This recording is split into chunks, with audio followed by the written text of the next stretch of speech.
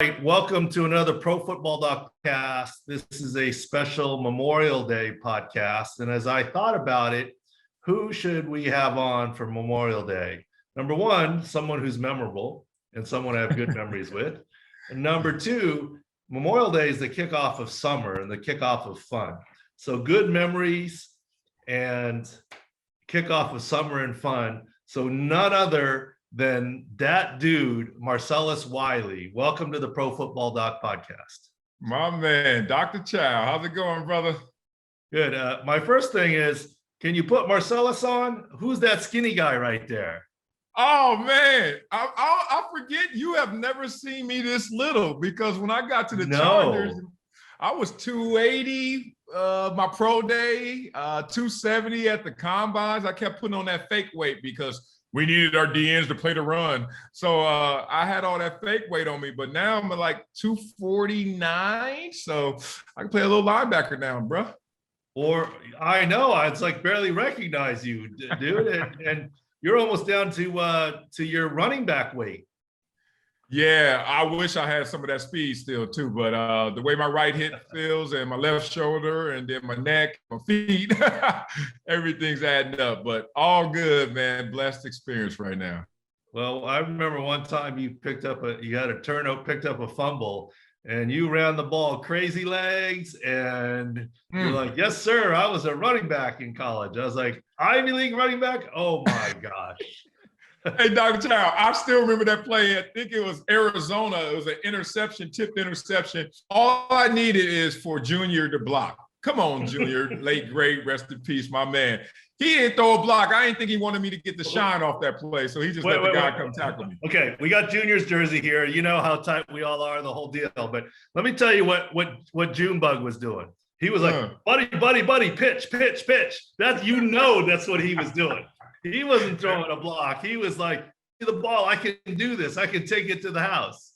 You already know he went rogue on every single play. And he was actually, he was like jogging, looking at me. I was like, dude, the dude's right there. All you got to do is get away. Touchdown, easy 6. I love it. No, yeah, I still remember it was down the far sideline away from us, heading towards the open end of the now dirt parking lot. Qualcomm. Yeah, exactly, man. Much love. It was good times, brother. Good, crazy. And congratulations to you and your oldest daughter. How cool is that? Legacy. Oh, man, it's so great, man. 2 Ivy Leaguers obviously holding this podcast down right now, you and myself, but my daughter's going to join. She's going to Columbia for grad school starting in the fall. And I think the greatest sense of pride and accomplishment I have is just to watch her on her journey, her academic experience, her journey through all of her studies into the real world. And I just saw her continuously pierce through that glass ceiling that she was placing on herself in her own mind of limitation. And she's a good to great student, I think from hello, but she works so hard that she's put herself in a position where she's a great to excellent student. And it's just about her having a narrow focus and having that work ethic. And I saw it grow year in, year out. So I think November, she was telling me the list of schools she was applying to. And I was like, okay, any more? And she's like, well, and I could try to hear it. You know, you're a parent. I could hear it. I was like, there's a school or two that you're not talking about that you want to. She's like, well, I love New York City, Columbia, obviously. And she started to name a couple other schools, Ivy League. I was like, apply. And she's like, really? You think I can get in? I was like, well, I know you won't if you don't apply. So you fast forward. I didn't place the phone call that everyone asked me every single time. Did you call? And I was like, you know what? This has to be merit-based, man. I can't open the door because I can't keep it open. She's going to have to put in the work. She's going to be there when I'm not. She's going to have those long study hours. So she did it all herself, man, and I'm just proud of her. Oh, that's awesome. That's great. You know, I still remember you're telling me, yeah, and in the NFL, and was only pseudo in the NFL, right? I wasn't playing the whole deal, but us others had to bond, right? I mean, the guys that went to SC or Oklahoma or Alabama or Michigan, they all had others. We had to claim the whole league just to get a couple of us, right? Man, like they had brothers and fraternities. We just had each other. Like, it was like, who else do you look at? It was like us. And then, I would talk to Seth Payne here and there. And we had Jay Fiedler. It was just narrow. Ryan Fitzpatrick came kind of towards the end. It was so narrow, man. But what a unique experience, not taking the yellow brick road to the NFL. I'm really blessed in the fact that I had an experience that I wasn't already tired and already beat down by big football. And I saw so many of my teammates, because of major college football, they were beat up. Like, they were tired. They were like, I don't want to talk to any more reporters. I don't want to sign any more autographs. I don't want to have any more steak and shrimp on these airplanes. And I was like, what the hell wrong with y'all? This was amazing to me every single step of the way. So it was a fairy tale experience for me. Well, tell the story about how you even ended up at Columbia. Yeah. So my junior year, I was getting recruited to go to different high schools in the 8th grade. So I was a Pop Warner sensation. I could say that humbly. I say that because I was insane in Pop Warner. Like, my best years of my career weren't NFL, weren't even college, weren't high school. They were at the Little League Park. I was from age 8 to 14. Man, I'm in somebody's Hall of Fame for. But so you're like the old school black and white Andy Reid at punt, pass, and kick. Exactly, and better than him. Even though I saw that film, he looked pretty good. He was huge. But so I'm that guy, and I'm in LA, big city, and high school after high school. I be that kid at the park. I play my game. I get 4 or 5 touchdowns. No lie, Doc. Sitting there after the game, shoulder pads off, helmet off, eating my chili cheese Fritos with my jersey on at the park. And coach after coach would come up to me, hey, Marcellus, what you thinking about next year? I was like, what do you mean? He's like, what high school? I was like, I'm going to go to the school I'm going to. I don't know. And I'm getting recruited. Fast forward, I go to Westchester for 2 years, and I'm still getting recruited to go to other schools. And I noticed that at Westchester, a lot of guys weren't going to major colleges for whatever reason. We had some gang issues, some off the field issues with some guys. Some guys had bad grades. Some guys just weren't thinking that far ahead. And there were some reports that we weren't just getting recruited because the coaching staff wasn't pushing enough players and promoting it, whatever. So I just look up, I'm a junior, and I'm like, maybe I don't want to go down with this sinking ship. So let me transfer and listen to one of these coaches that's recruiting me.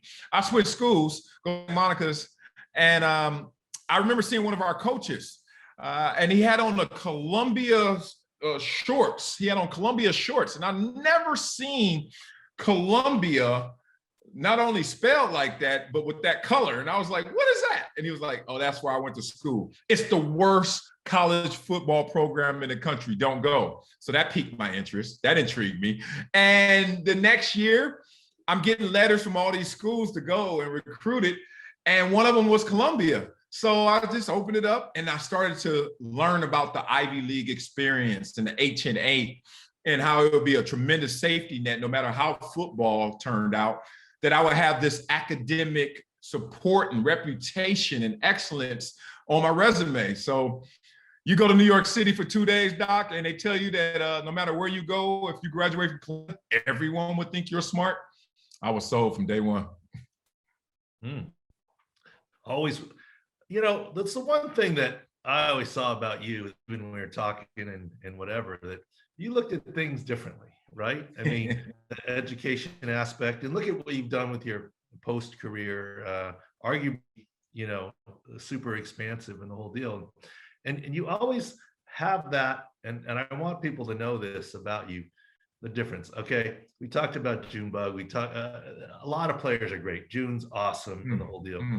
But there are a lot of good people out there. And the one thing that I always remembered about you, not only do you look at things differently related to Columbia and your career and what you're doing, and I'm very proud of you related to your family stuff right now, because I'm in the thick of it too right now.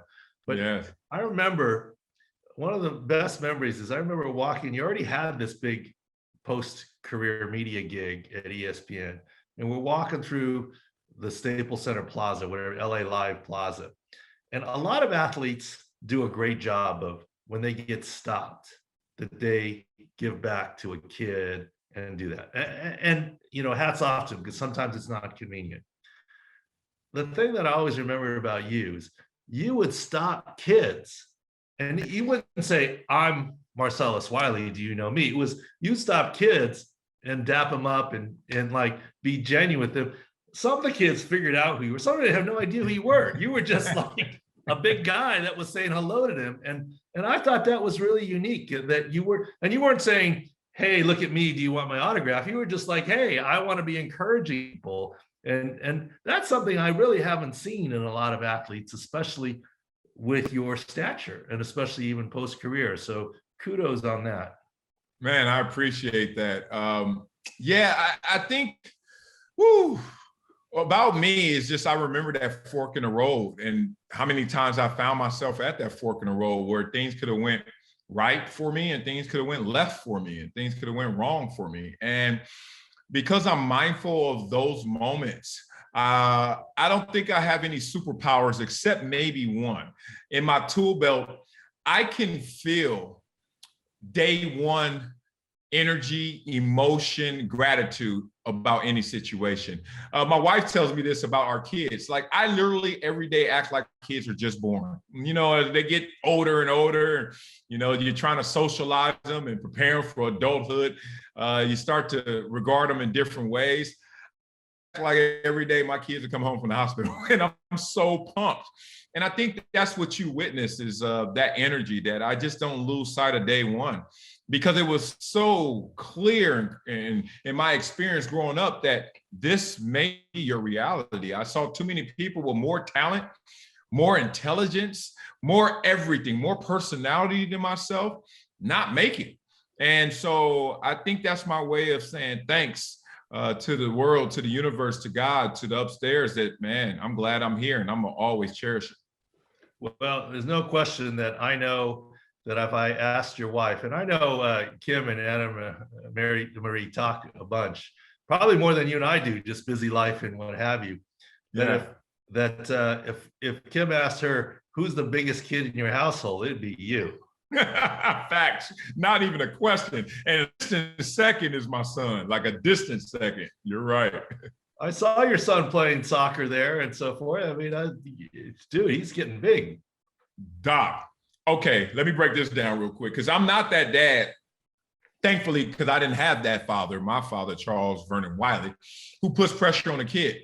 My dad never pressured me to do anything. He only told me to stay committed. So if I signed my name on the line, I'm playing football this year, I'm running track this year, I'm playing basketball, all he said is don't quit and try your hardest. That was it. My dad would just sit there quietly with a camcorder. I'm on my 5th touchdown, my 12th sack. He's just staring like, and every other parent is like, oh my God, that kid have one play, 5-yard run, and they're, oh my God, he's going pro. And my dad's just sitting there quietly, and I'm actually playing that well.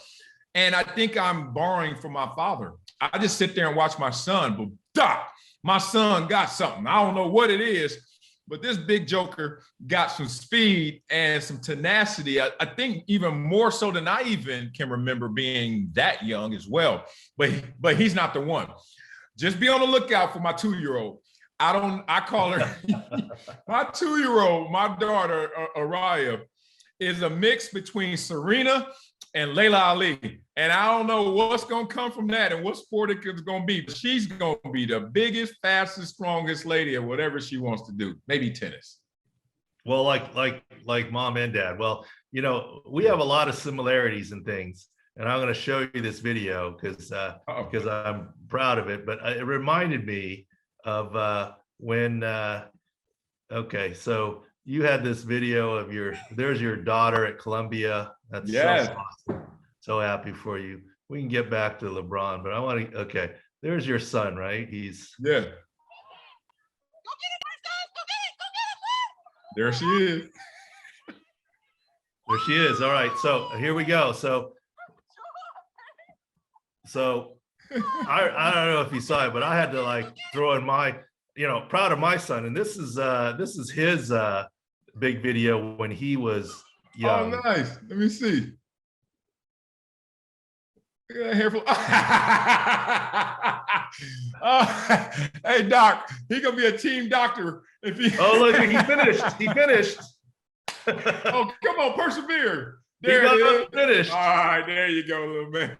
I mean, yeah. I mean, he's got to overcome my bad genes, right? I mean, now you realize Kim yelled at me and said, "Why did you not go out and help him? Why did you just keep filming?" Right. And I said, A, because it was cute. B, Pro Football Doc, I knew he wasn't hurt. Come on now. You're like, I'm up here working right now. I can tell his ACL's fine. I can tell he's fine. Oh, that's so good. Fine. Oh, that's now that was a few years back, but that soccer video I saw of yours reminded me, and he's 8 now, and you know, proud of him too. I mean, he finally got a haircut because mom finally said, okay. Hey, he looking like one of them Beatles out there. I was like, little man he need a guitar. I think mom thought it was Samson, you know, like you can't cut his hair, he'll lose his cute powers or something. But he finally got a haircut, and he made an all-star team for baseball. So just now, so that's the good news. The bad news is his coach is very questionable. That's tough, man. And part of why his coach is. Oh man, I thought you were for real. That's the problem. You're gonna get some bad coaching. You can coach. You're patient enough. You know the game. Don't do that. You're probably a little too invested, but you know the game. I know that. All good. Yeah, I mean, it's a lot of fun. It's a lot of fun seeing you with your family. Okay, so your Clippers, they're gonna make it. Make it to game 3? Yeah, we're gonna be in Dallas. We're gonna win this series. Woo! We on life support right now. Luca, man, he is just looking at Patrick Beverly, one of our best defenders, and Reggie Jackson is like, "Come here, come take some of these buckets," and he's just backing them down. Now we know we're getting points from Kawhi, we're getting points from Paul George. They're playing well enough for us to win. It's just there's a mismatch. There's a matchup issue when we switch off in any picks, and Luca's going to be guarded by Patrick Beverly or Reggie Jackson. We got to have him on the court, so we have to figure that out. I think we have to just come out with a power game. Bigs. We're Boogie Cousins. I don't know how good you are, how much toothpaste left in that tube, but we need your presence. We need to pack the paint. Zubac is good, but not enough. We need to make sure that Luca has to stay out there and hit them 35-footers. Him and Tim Hardaway Jr. is out of control right now. I mean, he's balling more so than ever. So I think we got a shot. We just need our guys to step up in terms of leadership, Kawhi especially. I know I love that lead by example, quiet type, but it's time to get in somebody's face. And we also need somebody to stop and guard Luca because damn, he's torching us. Now, speaking of guarding Luca, I got a question for you, and I know your partner a little bit, Acho. Is he disrespecting you, or is he afraid of you? The fact that he would bet you about Luca's points when you said Kawhi's going to shut him down, and the bet was 20 push-ups? 20? Is he afraid of you, or is he, disrespecting you that you can't do more than 20? Let me add one more. I think he was protecting me because when we first got together, I was like 295, and I think he still is haunted by the fat memory. So he's like, man, I ain't gonna put my co-host out there like that. So he knows I'm smaller now. I've lost like 40, 50 pounds in the last few months, but he's like, I don't know, that's just, fewer calories, or is he really hitting the weight room too? Man, I hit them 20 push-ups like they were 5. I'm ready. So now that's why I was like, what? I was like, Acho, come on. You're supposed to be on the edge of things. That's like, you took the easy road there. You got to tell him that for me. Like, come on. I must have, because now we got our next bet is if we lose, I got 40. So it's starting to ramp up fast. Okay. That'll be a little more of a challenge. So, So tell me about the NFL and, your pick, whether it's the silly OTA controversies, whether everyone should get vaccinated, 17 games. What's your hot button NFL issue now? Well, I don't care about OTAs. I never have, never will. And it's not because I'm lazy. I hate when people say, oh, you just didn't want to go to practice. I was like, nah. When I came into the NFL, there was no such thing as an OTA. and we still had Super Bowl champions. We still had playoff teams. We still had all pros, Pro Bowlers, Hall of Famers, like all this stuff. I hate that because I think it's just a lot of busy work. Our coaches always say, I'm first in, last out. That's just so when the owner lands off his G5, he's like, have you been working? Because right now I don't see the results. We're 2-6. So they got to check that box to make sure that they seem like they're working. So they pass that baton down to the players to make us seem like we're working, when I hate it when I had to go to the facilities and the organization for my workouts when I'm a professional. But to become a professional, I did it all on my own. I know my guy. I know my team. I know where I needed to go to Dorsey High School, run on the track like I did when I was in high school, like I was in college. But also you get to the NFL, and I'm not trying to slight the strength and conditioning coaches, but you don't know me like I know me or my team knows me. So what gets lost is of like an objective measure. What you do at the combine should be a new baseline. But you get to teams and you get to a different team and you switch teams and everyone has their customized program for you. And I'm like, I got the best program. It's the one that got me here, damn it. So what's going to get me there got me here. But they don't think of it that way in the NFL. So they pay us to be there in the off season. And every year you still see guys get injured. Every year you see the roller coaster of performance up and down. And every year to me, it's the same old stuff. And I'd say two things to that. Number one, you're right. It's definitely about customized care. Like there were times when coach would say, hey, are the guys tired? Should you practice some more pads, less pads? Depends on the guy, right? I mean, the veteran guy needs off. The rookie needs more hitting. You have to customize it. And to your point, there's no better customization than yourself. But here's the difference. You're driven. Not everyone is driven, right? So it's like public school. Are you teaching for the highs and lows? No, you're teaching for the masses, right? And so that's why they want to have you there. And to your point, I always laugh at this. You ever have a coach that did things? When I was in Minnesota with the Vikings, there was a coach, because it was cold, right? He'd come in and he'd take off his jacket, and the coat hanger in his office was within view of the hallway and everybody. And he'd put that coat up there and the light would be on and that coat wouldn't leave. Meanwhile, he had another coat that he wore home. And the next day he'd come in with a new coat and then switch the old coat. I mean, literally just back and forth. And that was the way that he was somewhere in the building doing something. First in, last out, the light always stayed on, kind of thing. I imagine, in San Diego, there weren't the coats, but in Buffalo, you probably had a guy like that too. Yeah, man, it's crazy. They just in there babysitting the walls. It's like, I got to be here at 5:30 in the morning. I'm like, are you working? Are you working smarter? Or are you just working harder? Or are you just doing it for the optics? To your point, Doc, about it being customized, in my years of when my first 7 years were like me climbing and getting good, getting great, all that. And you know this because I broke my foot week 1 of year 1 with the Chargers. I did not practice one time that entire year, Doc, and I made the Pro Bowl on 1 foot with no practice. You come back a couple years later where I'm supposed to be fully healthy, but I got a new coach, rest in peace, Marty Schottenheimer, and we're playing together, and I'm practicing all the time, doing Oklahoma drills, everything. Yes, sir, no, sir. Man, I started to suck. It just was like, I wish, my regret is I didn't flex like I should have flexed. I should have been like, nah, I know what's good for me.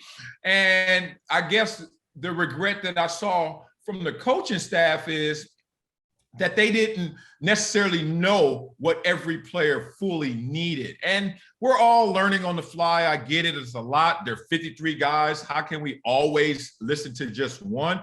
And like you said, I may be the one that doesn't need all this work, but someone else does. So do you coach for the masses or do you coach for your good players? So it was always kind of weird to experience it. Well, you've been always very kind with the thing. You were the big free agent signing and you got hurt and then you made the Pro Bowl. And certainly you've been very nice and thank me and so forth. But I have to thank you, because if you don't think there was a few 4-letter words said hurt, it was almost like you cleared him on a physical. I'm like, you signed him. Like, you cleared him on a physical. How do you know? I mean, how am I supposed to know you're going to get hurt?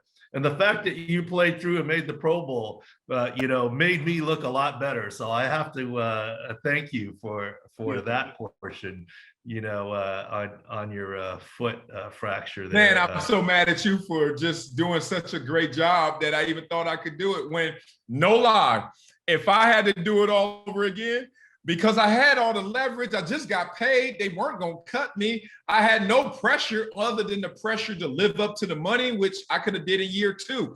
I wouldn't have played, but it was my best year, maybe second best year for sure. But damn, compensation, Doc, everything started to fall apart after that year. Look, I told everybody, look, you played so quickly from that Jones fracture. Like, I know you were compensating. I wasn't saying, oh, look at my surgery, you're 100%. I was like, you're balling, you're making it work. There's no way you were 100% there. And you were just trying to play through. I understand that. And you made it work. I mean, you had a great year. I mean, kind of thing. And and things are different now. I think there's more players that, I got paid, and so it's not that important, or this, that, the other. But it is what it is. To each his own. I'm not being critical. I mean, I don't know what I would do in that situation, and it is what it is. And it's different, now, I think. Before there was more. Now it's more mercenary and different things. And I don't hate on anybody. Like, the money's gotten so big. I understand it. And if I were ever lucky enough to be in that position, I might treat things differently too, as opposed to just doing what's right and what you felt like was right for what happened. So I get it. No hate there. I should have red shirt. Damn it. That's what I should have did. That's a gray shirt, whatever color shirt. I should have put a shirt on and just kick back. But you don't want green shirt, because you already got the green. Yeah, you're just tired of it's almost like you're playing the story out in your head before you even live it. I'm like, I do not want all of San Diego and the entire NFL think I just took the money and chilled. So you're like, nah, I had this much of a chance in my mind post-surgery to play. And I made that this because I just wanted to live up to that pressure. And looking back, look, if my son is ever in this position, trust me, he's going to hear the advice from daddy of relax. You can play when you can play. That's what you need to do instead of going out there and trying to be a warrior. Well, I'll say it publicly here. I'll thank you, because you made me look like a better surgeon. Then you did my shoulder. Then you did my Achilles. Then you just kept going. And then part of it also, I know how loyal you are, because John Butler brought you in. And you were like, hey, I don't want to let the man down. Man, there's so many things. I hope the NFL history doesn't forget about how great not only a general manager he was, but of leader he was. Like, God, that John Butler passing away after year 1, it's nowhere near Mike Tyson and Customato, but that was my guy. He told me exactly how I was playing every single week, all the way through that Charger year. And when he went away and A.J. Smith took over, AJ's quiet. AJ's going to just look at you. You can go and have 12 sacks and have no tackles. And that's the same game to AJ in terms of facial expression. Like, I don't know how to get a read on him. So, yeah, I kind of lost my way once John passed away as well. John, God bless his soul. I mean, I like AJ. We have a relationship, but like, John was one of the guys. I think I can tell this story. It's not a bad story. He was probably the GM that was the hardest on me. I remember John coming in, and I'd say, okay, here we go. I know it's preseason and we're here, and I'm not trying to be the bearer of bad news, but I think we're better off scoping this guy's ankle right now. He'll be back in 2 weeks, and that way we can contain it and whatever. And he looks at me and he goes, why so long? Why so long? Whatever. I mean, I'm not trying to lie to you. And all the time he would say stuff like to me, well, the doctor in Buffalo would have him back in a week. Right? right? And so I remember we played Buffalo, and I still remember John Marzo, good guy, doctor, for the yeah. And we'd meet at on the field before the game, 50-yard line, and he walked up to me, and I just kind of looked down at his feet, and he looked at his feet and said, "My shoes untied. What's going on?" I said, "No, I'm just trying to see if it's true." He goes, "What's true?" I said, "According to the GM that we now have, you walk on water." And he's like, "Look," I told him the story, and he looked at me and he said, "Are you kidding me? He gave me so much grief all the time." Man, that's how just his way of like, and then I get it. If he pushes you and you fold, then don't have conviction of what you're saying. He pushes you and you stand firm. I think he respected you. So I had no problem with Big John, kind of thing. But, man, that's him. Tough love, brother. He was tough love. Yeah, he pushed the hell out of you no matter what, man. He liked his steaks not well done, burnt. He just wanted he was like, "Look, it's coming tough." I love that dude. but that's his job, right? I mean, he's trying to get the most out of everybody. So I get that. I got no hard feelings about Big John there. Anyways, Marcellus, thank you very much. We're over time on the 15 to 20 minutes. Always fun to chat with you, catch up. When you got in San Diego, you got little ones I haven't even seen yet. I know, it's opening up finally. So yeah, this summer I look forward to coming down there. Get the family together again, man. Let's let our social directors figure out. Your wife can talk to mine. It'll be all right. All right, bud? All right. I'll meet you in Vegas. We'll plan it. Let's do it. Sounds good. I like that. All right, buddy. Thank you for joining us. Pro Football Doc Podcast. We'll be back for a complete rundown what happened here and all the topics of the day. But we'll let Marcellus go now. And thank you. And